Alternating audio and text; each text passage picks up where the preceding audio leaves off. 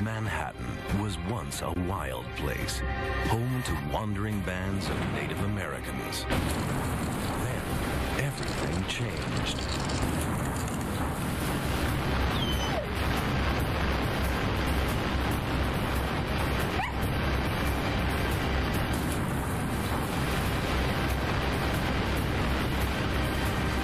This is the story of how New York grew into one of the world's richest and most distinctive cities, transformed by a series of visionary feats of engineering, driven by irresistible economic energy and ambition. We built this city. We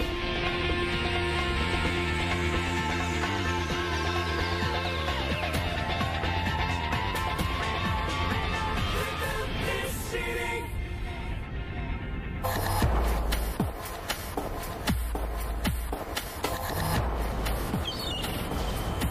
The most famous skyline in the world. The glittering towers of Lower Manhattan are engineering marvels that boast of New York's wealth and power. But nature was New York's first engineer. 20,000 years ago, Manhattan was 100 miles inland, on the edge of the great glacial sheets of the last ice age. As the ice melted, the Atlantic Ocean swept up to the North American coast. The glaciers had sculpted an ideal natural harbor around Manhattan. New York's destiny as one of the world's great trading cities was carved out.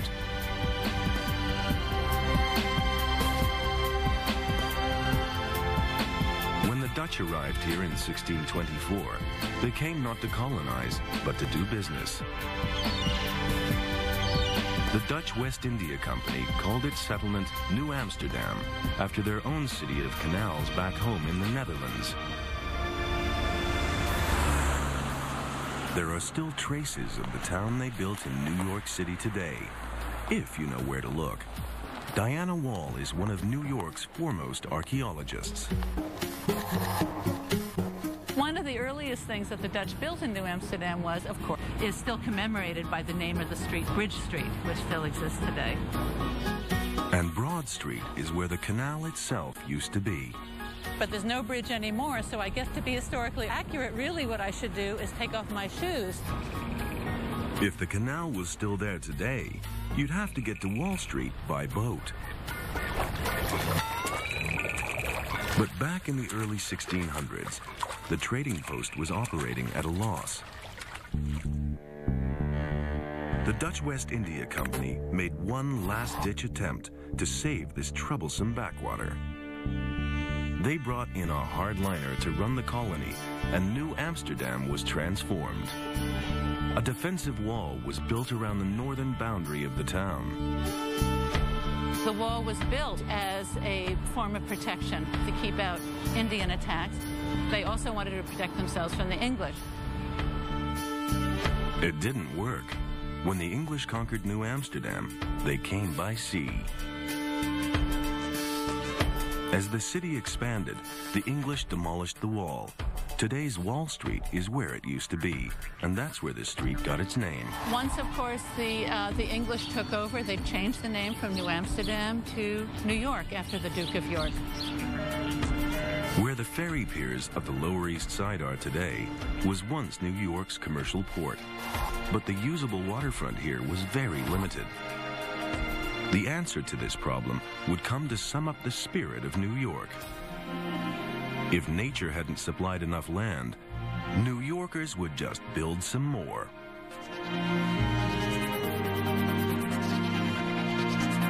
Much of the modern skyline sits on landfill, land reclaimed from the river. These busy streets are all built on land where the East River used to be. If the island had its original shoreline restored now, this is what it would look like. As new blocks were added, new street names had to be invented to keep up. Pearl Street, named for the oysters on the shoreline. Then Water Street, along the water's edge. Then Front Street, on the riverfront. Finally, South Street.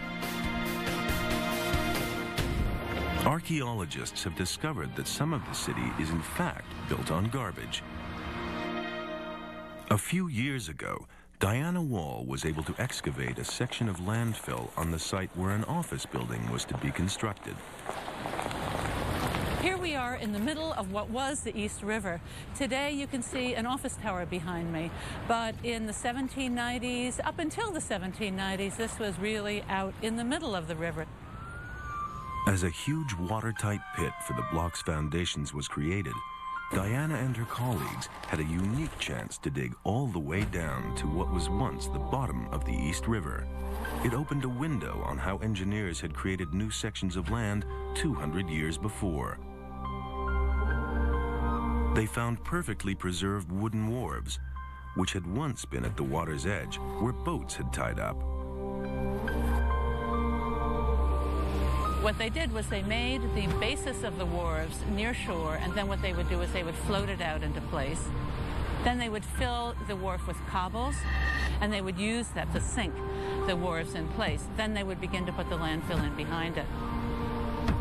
A cross-section of what's beneath this part of Manhattan would reveal how almost anything, including trash, might be used for this landfill. Archaeologists are always really excited about digging, particularly an early landfill, because you often find an awful lot of artifacts in the refuse of the city. As a quick-fix way of creating a structure to hold landfill, ships and boats would sometimes be sunk and buried.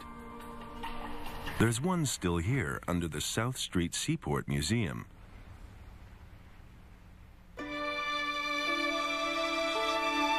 By the end of the 18th century, New York had become the world's third busiest port after London and Philadelphia. After independence, the federal government was based in New York for 5 years. George Washington was inaugurated here in 1789. But a year later, Washington, D.C. was chosen as the nation's capital city. And New York was freed to become the city of capital. New York's financial machine would prove vital to the city's success. It would provide the cash to turn mere ambition into reality. The early 1800s were years of breathtaking but undisciplined growth. New York was now America's biggest city, its 80,000 citizens crammed into the chaotic streets of Lower Manhattan. If the city was going to prosper, it desperately needed some order. In a single audacious move, the city's leaders created a template for Manhattan's future development. A rigid grid plan which would brand New York forever.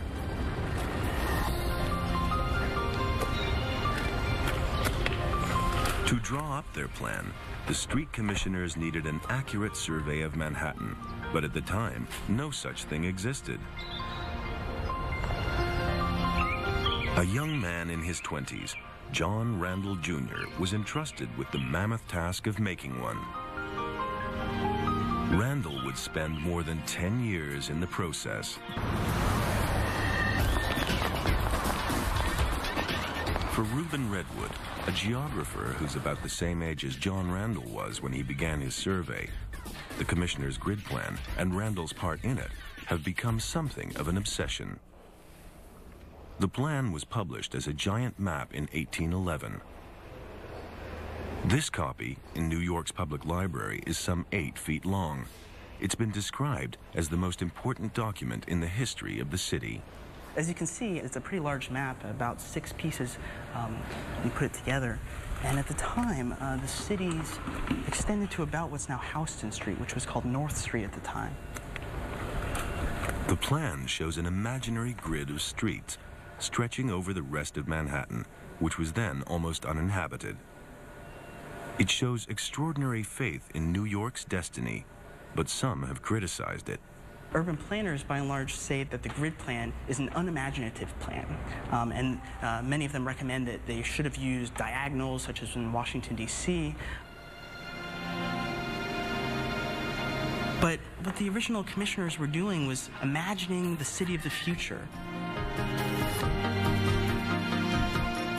They were envisioning an imperial metropolis. Their vision could not have been further from the real landscape of Manhattan 200 years ago. This pre-grid scene is revealed in a little-known treasure of the Manhattan Borough President's Office. 92 maps drawn by John Randall, called the Farm Maps. When most people think of Manhattan, they think of a concrete landscape that's flat, and when we look at the Randall Farm Maps, we see a much different landscape with wetlands, streams, inlets, but superimposed on that pre-grid landscape are the imaginary streets and avenues of the grid plan. Here you can see the Harlem River coming up straight into 10th Avenue. 10th Avenue in this intersection is basically underwater at the time. There are buildings in the middle of the different streets and avenues of the grid plan. And in fact, I counted all of the buildings, and I found that about 40% of all of the pre-existing buildings were in the middle of the street or an avenue of the future grid plan, and they would eventually have to be demolished. The plan incensed the owners of such properties.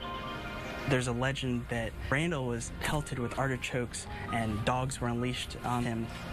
John Randall, I have an arrest In one warrant. case, Randall was arrested for trespassing on the property of a man called John Mills. And you can see here is a building of John Mills right in the middle of 6th Avenue. If the avenue was built, the house would obviously have to go. So you can see why perhaps Mr. Mills was a bit upset at the surveyors. Randall's maps record so much information about the lie of the land before the grid that Rubin has been able to create a three-dimensional computerized image of Manhattan. And you can zoom around and see different angles of the pre-grid Manhattan landscape.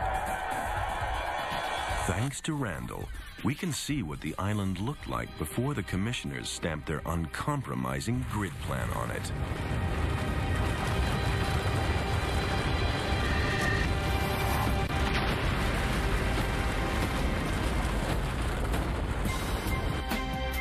The grid is one of the few things that has remained constant in a city of permanent change. Of a restless urge to grow, driven by its great entrepreneurs and leaders. In the early 19th century, New York was in fierce competition with other ports on the East Coast. Whoever succeeded in tapping the growing farming and industrial resources of the American West would have struck gold. But all down the eastern seaboard, the Appalachian Mountain Range blocked the way. Except, that is, for the gap some 200 miles north of New York City, created by the Mohawk Valley. Ships had always been able to sail up the wide, deep Hudson River from New York to Albany. What if Albany could be linked to Lake Erie, and so to the riches of the West, with a canal? Would such a thing even be possible? Most people thought it was a bad idea. Thomas Jefferson considered a canal sheer madness. So the federal government thought the canal was a bad idea. It was up to New York State alone to build this canal. The canals in Europe and England were generally short canals, 20 and 30 and 50 miles in length. And here it was proposed by upstart Americans with absolutely no engineering skills to build what would be the longest canal in the world. It may have seemed crazy, but they went ahead anyway. The sheer scale of the project was immense. The canal would be 363 miles long, with 83 locks and 18 aqueducts, all to be built without modern machinery. The first spade of dirt on the Erie Canal was dug here in Rome, New York, where there's now a museum run by blacksmith and canal expert Mike Molesky. The first difficulty is to remove all the trees. This was very heavily forested, so all the trees had to be cut down. And then the digging could begin. You had to dig by hand with picks and shovels. You used oxen and horses, and a plow and a drag scraper. And that's if you had good dirt to work in. You could encounter bedrock you had to chisel through, but you might encounter swamp, quicksand, muck, running sand, black soil. That there were also mosquitoes that had malaria. They weren't aware of malaria. They weren't aware that it could kill you. But quite apart from the physical challenges, there was a technical problem which threatened to sink the whole canal scheme. Structures called locks were needed to raise or lower barges where the level of the canal changed. But the most readily available building material in New York State was wood.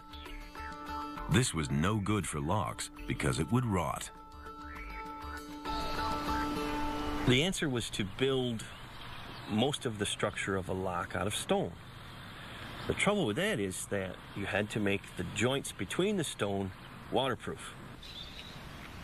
But at the time, waterproof cement was not made in the United States, and it was far too expensive to import. Without waterproof cement, there would be no durable locks, and without locks, there could be no canal. Just by chance, we found the materials needed to make hydraulic cement some 30 miles west of us. That was literally the savior in building the canal.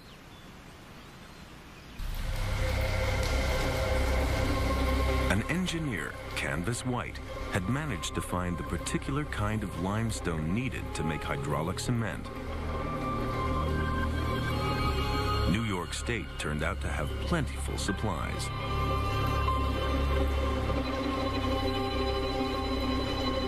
This is a limestone mine, a kind of underground quarry. It's about 16 acres altogether of property, and about 8 acres of that underground have been mined out. It's a room and pillar mine, meaning these type of pillars were left to support the ceiling of the mine itself. Not any limestone will do for hydraulic cement. Historian Dietrich Werner is going to recreate the experiment that Canvas White carried out to see if he had found the right kind of rock. So I'll give it a whack.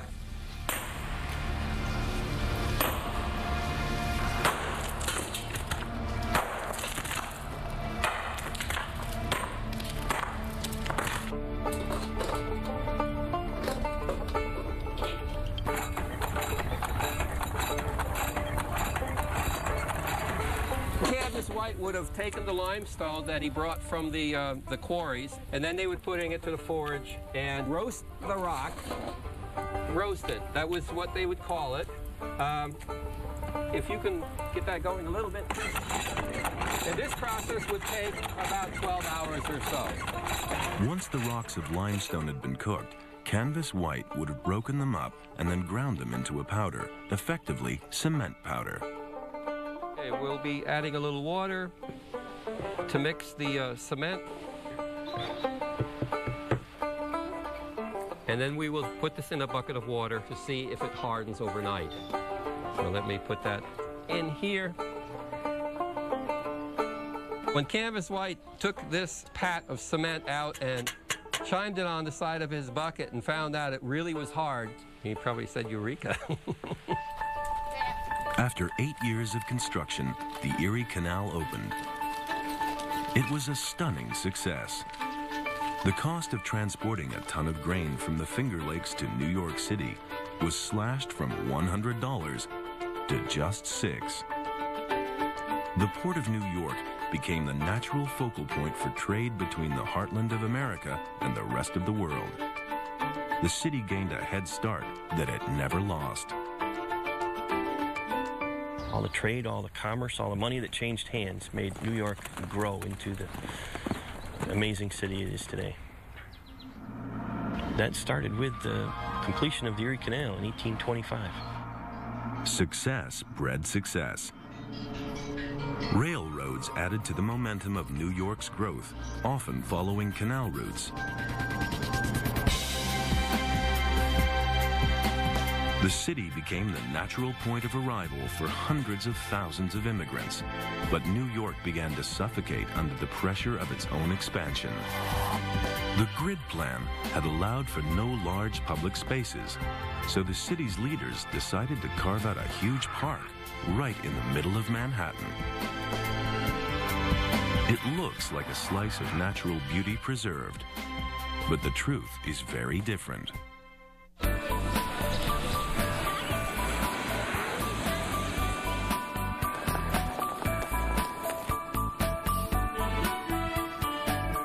These green acres are no accident of geography.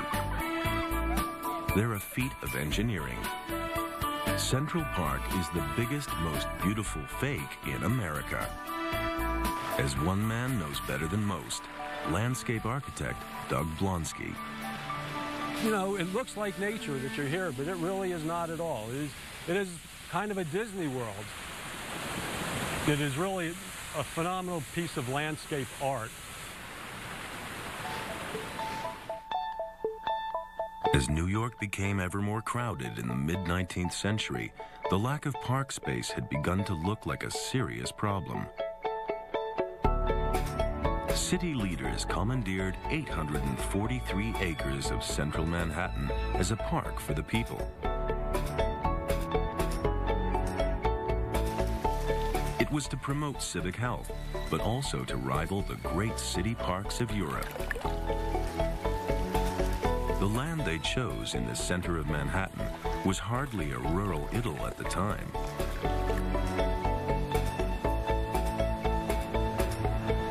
It was really the nastier part of Manhattan. It was a very scrubby, very marshy area with a few little villages and a lot of squatters, but not very inhabited. The few inhabitants were bought out or evicted, and a competition was held to design the park.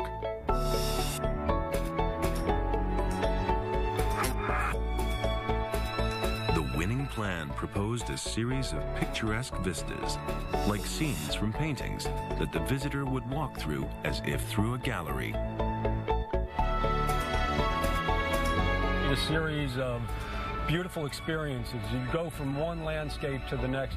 You'd look up in the corner and you'd see something else interesting, and then that would cause you to want to go visit that. And that was the whole goal. There's no straight pathways. Everything meanders. The park is rectangular, and so it fits perfectly within the grid. But then the moment you walk in from the perimeter wall, the whole thing changes. But almost nothing of the plan actually existed in nature, apart from great outcrops of rock known as Manhattan schist. These couldn't be moved, so everything else was landscaped around them.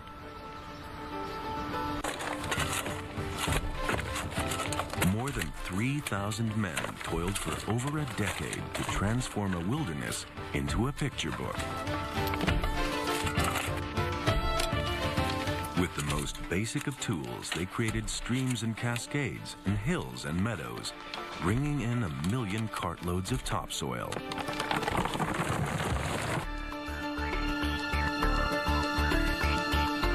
Having a park in the middle of the city might have cut the east and west sides off from each other. And yet, having roads crossing the park could have ruined it. The designer's solution to this problem was inspired. Sink the roads below the level of the rest of the park. But this sometimes meant cutting through solid rock. This park is built on Manhattan schist. This is the tough bedrock that anchors the skyscrapers. They had to blast the bedrock so that the roads could be sunk to the proper grade.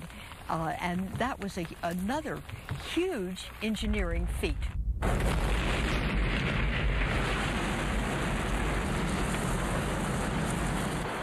The plan was so successful that even today's traffic courses through almost unseen and unheard. Creating the rest of the park demanded no less ingenuity and hard labor. This is a photograph of a swampy stretch of farmland before the park was made.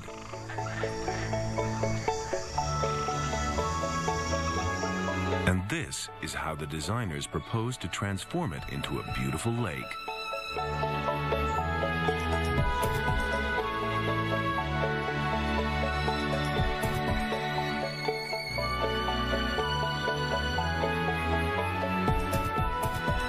Today, it looks as if it's been there forever.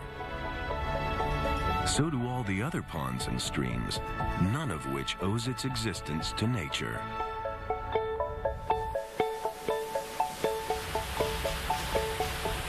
Every boulder that is in place to make this phenomenal cascade was put in by man. But we can also turn a water off just like that. And I'll show you a little secret if you want to take a look, and we'll turn this one off. All the water bodies in Central Park are really fed by the city water system and also by the rain. This is where we turn the valve, which bypasses the cascade. And now this valve pipe goes right to a manhole over there that Charlie and Ray will open up for us. And so we can see the actual water gushing into this very large cavern underneath, which causes the diversion, so then the cascade goes dry. This drainage plan, drawn up before Central Park was created, reveals how marshy the place was. A large area drains into the southeastern corner of the park, where the 59th Street Pond is today. There's a great historic photograph of the pond that showed how much of a low-lying bog wetland this was. So there's probably almost 100 acres of parkland that ends up draining right into this pond. So if we know it's going to rain really heavy tonight, we will actually lower this water body by several inches to a foot. Without this precaution, the pond could easily flood. Large underground weirs contain valves to drain off the excess water into the city sewer system.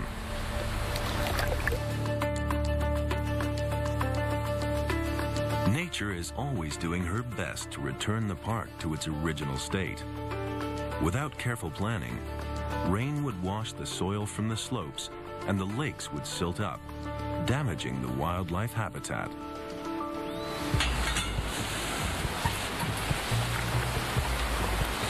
Hidden underground are the 150-year-old solutions to this problem, called sand traps. This is one of the main drainage vaults. Water comes down here, and it has a lot of silt in it. It gets to settle out around this sand trap, and it actually goes inside here. The silt and sand is cleaned out regularly.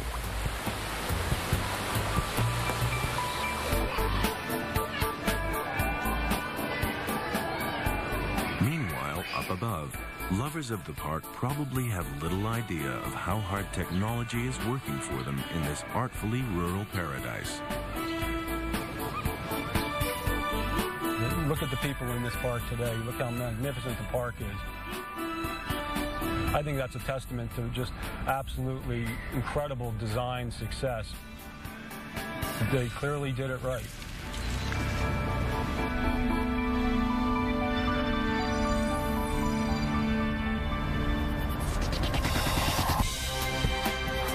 During the second half of the 19th century, immigrants poured into New York, and the city's growth outstripped all predictions.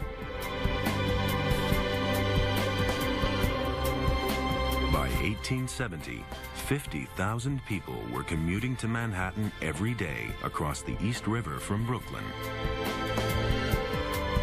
Soon, the ferry companies would not be able to cope. And so the most ambitious engineering project of the 19th century was born.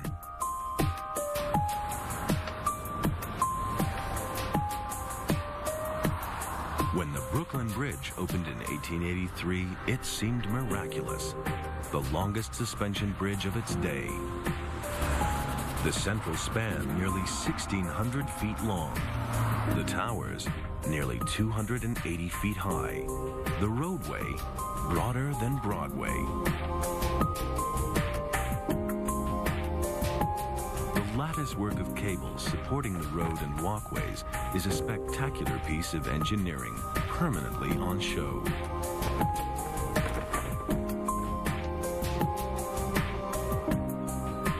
But hidden under the water is an even more staggering achievement.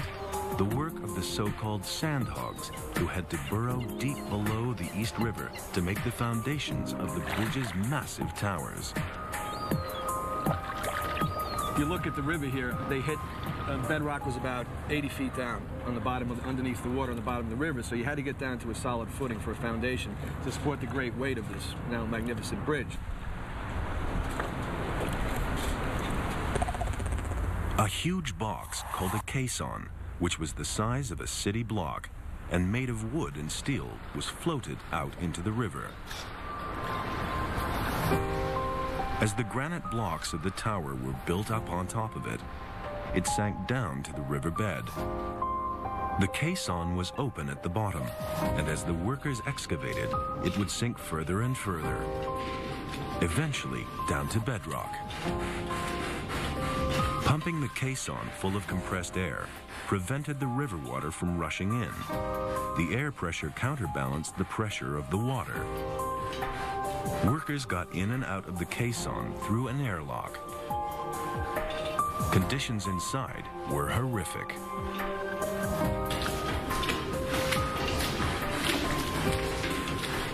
You know, imagine working in an environment where the air in the caissons is probably as much as 80 pounds over atmospheric pressure. So you're working in a very intense atmosphere, but there's not a lot of oxygen. It's very loud, it's very hot, and the fatigue sets in immediately. It's a bit harder to breathe. The air is very dead and still. It's probably about the closest thing you can get to hell on earth, realistically. Tragically, nothing was known about the dangers of working under pressure. Descending into deep water causes nitrogen to dissolve into the bloodstream.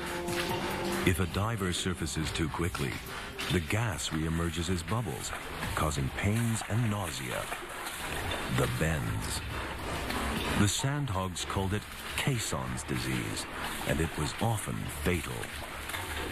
A couple of guys I worked with as a sandhog who had the bends working on jobs would decompress them properly, and the one guy described it simply as this: it felt like he was on fire from the inside out, and then he actually said if he had a gun with a bullet in it, he would have put it in his head to stop the pain.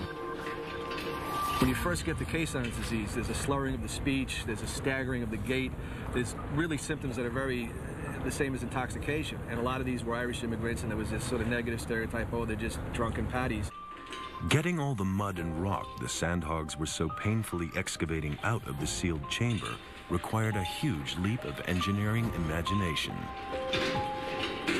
Shafts, open at the top and bottom, ran through the caisson roof and down into the chamber. They were filled with water. The bottom of the shaft ended in a pool dug into the riverbed. Sandhogs would push the spoil into this pool under the shaft. The column of water was supported in the shaft as if in a barometer. The air pressure inside kept the water from gushing down into the chamber. A grab was lowered through the shaft to scoop up a load. And it was then winched back up. The dirt was dumped into a truck and then taken off by barge. But it wasn't all soft silk down there. They started hitting a lot of rock, a lot of very huge boulders. And, you know, how do you break up a boulder when you don't have explosives? You know, I've done that work. It's basically just chipping away at it. And underneath New York City is some of the hardest rock in the world. They decided to try to use some black powder down there, some explosives, which, you know, is highly volatile. It is insane. I would not want to be down there.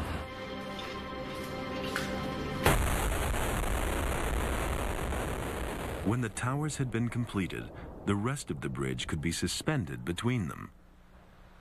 Spinning the cables was a dazzling and dangerous trapeze act. There were well-publicized accidents and fatalities. But there can be little doubt that the hidden hell of the caissons claimed many more lives, which went unrecorded. The sandhogs literally toiled in obscurity, and a lot of them died in obscurity. Some people say only a few men died, but estimates range as high as 150, which I think is probably more accurate, because a lot of the men didn't, if they didn't die at the site, they would die later from the caisson's disease, sometimes at night, sometimes a week later. And so who knows? I mean, how many guys just went back into the ghettos of Manhattan and died? Brooklyn Bridge was so brilliantly engineered that it can easily bear the 144,000 vehicles that now cross it every day.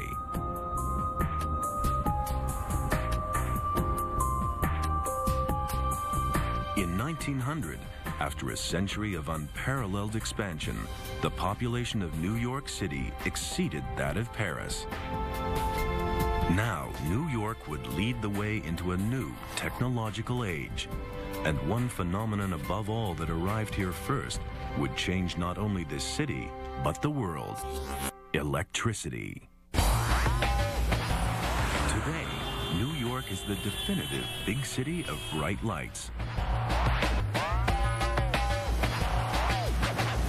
But just over a century ago, all of this was unimaginable. In the 1870s, electric arc lights illuminated some thoroughfares such as Broadway, but they were far too powerful for homes and businesses. The man who sparked the electrical revolution, which would bring light and power to everyone, was Thomas Edison. For Edison, New York was the place to be. You had Wall Street. This is where the media was. This is where there were resources that were unimaginable other places. Edison marked out a small area in downtown Manhattan to be the first district to be wired for electricity. But there was just one snag with his grand plans. He hadn't actually invented the light bulb yet. It was still on the drawing board at his laboratory in nearby Menlo Park. When Edison said he had solved the problem only a few months after having invented the phonograph, which gave him the appellation, the Wizard of Menlo Park, the inventor of the age, people thought he could do anything. Edison had to invent not only the light bulb, but a whole system to generate and deliver electricity. Within just 18 months, he'd built the first power station in Pearl Street and laid some 80,000 feet of underground cables, though insulating them was sometimes a problem. In late August, just before they were getting ready to start the station up, they were testing it. And it was kind of a wet day, and they discovered that there was a leak, that somebody had driven a spike into one of the cables, and electricity was kind of leaking up onto the ground. And a horse came by, and the next thing you knew, it reared up because it had been shocked. And folks started gathering, watching the horses coming by and getting shocks. And finally, they had to send a repair crew. And in fact, there's still a manhole cover today where the Edison lines would have been. By the fall of 1882, Edison's system was complete. But would it work? At 3 p.m. on the 4th of September, he flipped the master switch. The lights came on about 3 o'clock, but of course it wasn't dark yet. But slowly, as darkness came on, and the lights got brighter and brighter, and then finally, as darkness fell, it was like a wonderland for people in the district. Here was this strong, steady light as opposed to the flickering glass light, and for most people, this seemed to be the future, to herald the future. Having electric lights so early lent more cachet to the image of New York, this industrial, financial city that was constantly on the go, 24 hours a day. I mean, that's the image we still have in New York, and this is where it begins. Today, electrical cables are just part of a whole underground world, keeping the great organism of New York alive. The city's vital arteries are underground: water, sewers, gas, steam, subways.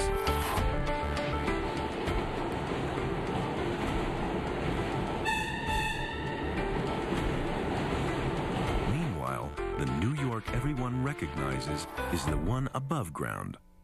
Way above ground.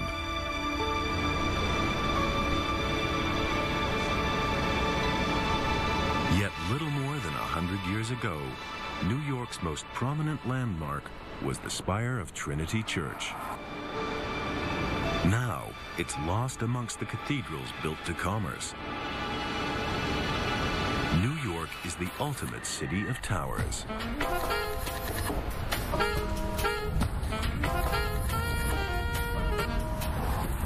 One of America's foremost authorities on skyscrapers is writer Paul Goldberger. New York is where the skyscraper grew big, right? Where the skyscraper became a work of art. In the early 20th century, skyscrapers seemed to embody the spirit of the age. Artists and filmmakers imagined outrageously futuristic images of the city, which in fact proved to be not so far from reality. And New York in particular would define modernity in the world. Lots of skyscrapers all together, and a sense of energy and congestion, and all these people rushing around, and bridges in the sky from one building to the next, and airships and all kinds of things. Important, this sense that the city is almost like some powerful organic thing in which there is such energy, such passion, that it cannot be stopped. It just pushes and pushes through. Some of New York's most traditional-looking buildings are secretly ancestors of the skyscraper. They look like stone buildings, but in fact their fronts are molded from cast iron.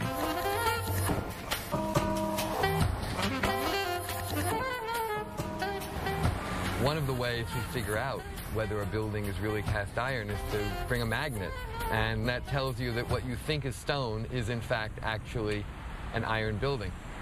Cast iron test works. These prefabricated cast iron fronts were simply hung onto ordinary brick buildings. But really tall buildings could never be built of brick because their walls would have to be impossibly thick to cope with their own weight. In the late 19th century, New York's rival in the race to build high, Chicago, was the first to use a steel frame to support a building. It became a key principle in skyscraper engineering.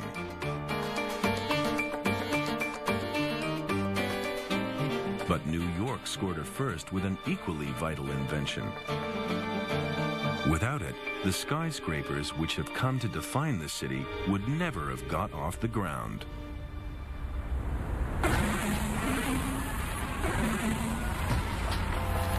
The first office block to boast a passenger elevator was New York's Equitable Life Building. Until then, the lower floors of a building had been the most prestigious. Today we assume that in a tall office building, the top floors are more valuable than the lower floors. They rent for more money.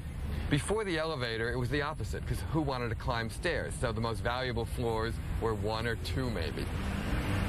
Once the elevator was invented, the economics turned upside down, and suddenly the top floors became the most desirable. This was a profound invention that would transform the nature of cities around the world.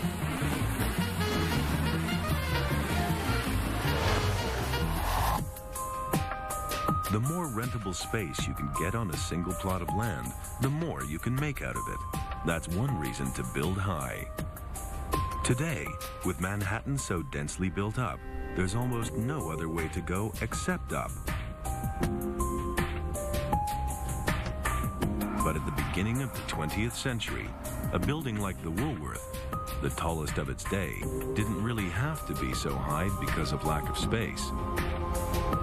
It's a myth that they had to build up in Manhattan because there wasn't enough room. Nonsense. They went up because that was how you symbolized that you were powerful, rich, important, and that you were representing a new world, time, a new life, a new century. The Woolworth Building embodied that absolutely. The Woolworth Building held the title of tallest building in the world for 17 years. Then, in 1930, another New York building snatched the crown away, but only after a no-holds-barred fight between two rival architects. At first, it looked as if the Bank of Manhattan Company building at 40 Wall Street was going to win the race. According to the plans, it was a few feet higher than its rival, the Chrysler Building, which was going up on 42nd Street. The builders of 40 Wall Street were jubilant, but they were in for a perfectly timed and devastating surprise. And the architect of the Chrysler Building had a brilliant idea. He assembled inside the observation deck of the Chrysler an additional spire after 40 Wall Street had been finished. Immediately, the Chrysler shot up.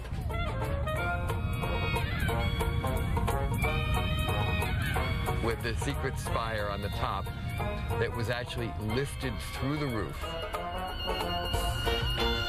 At that point, there was nothing they could do except concede that the Chrysler Building was, in fact, the world's tallest building. But not for long. Work had already begun on the building that would become synonymous with the word skyscraper. The builders of the Empire State Building set out to go one better than Chrysler, and they succeeded famously.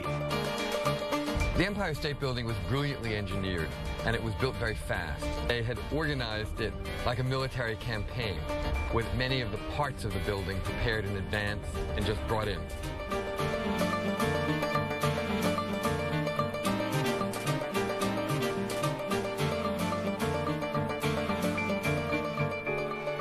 It has become the most famous skyscraper profile in the world.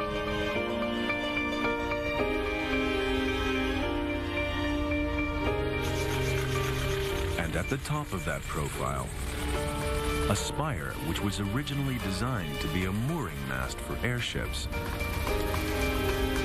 Fly across the Atlantic on an airship, and then you dock right at the top of the Empire State Building, and you descend by elevator and arrive in New York. Pretty wonderful notion, except it made absolutely no sense whatsoever. In reality, the winds were too high, and airships too unstable even to dock, let alone to allow passengers on and off. It was tried once, and never again.